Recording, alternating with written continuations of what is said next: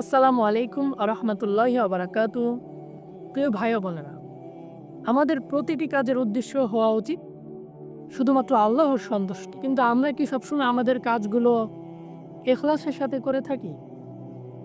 আজকের এই আলোচনায় আমরা শিখব ইখলাসের গুরুত্ব এবং কিভাবে আমরা আমাদের কাজগুলোকে আল্লাহর জন্য বিশুদ্ধ করতে পারি। ইখলাস শব্দটি এসেছে আরবি শব্দ আখলাস থেকে, যার অর্থ হলো বিশুদ্ধ করা। এটি মানে এমন কাজ করা যা শুধুমাত্র এক আল্লাহ তাআলার সন্তুষ্টি অর্জন করার জন্য, অন্য কারো প্রশংসা বা প্রতিদান পাওয়ার জন্য নয়।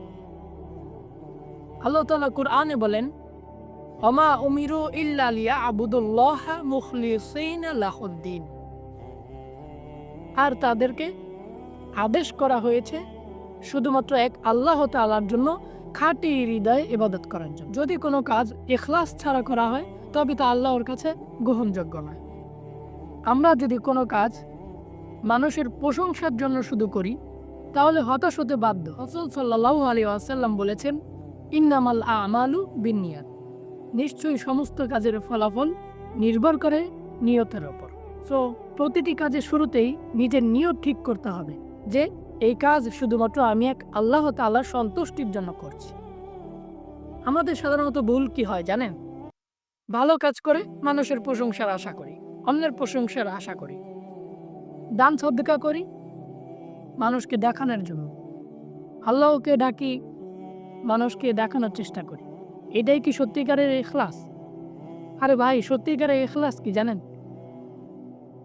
শুধুমাত্র এক আল্লাহর জন্য কাজ করতে হবে। যা করব শুধুমাত্র এক আল্লাহ তাআলার জন্য, এক আল্লাহ তাআলার সন্তুষ্টির জন্য কাজ করতে হবে। দান সদকা করব গোপনে, যাতে কেউ না দেখে, শুধুমাত্র এক আল্লাহ তাআলাই দেখে। ইখলাস সহকারে কাজ করলে আল্লাহর কাছে আমাদের মর্যাদা বৃদ্ধি পায়। ইখলাস থাকার কারণে সামান্য কাজও মানুষের হৃদয় বড় প্রভাব ফেলে। যারা ইখলাসের সাথে কাজ করবে তাদের জন্য রয়েছে চিরস্থায়ী জান্নাত।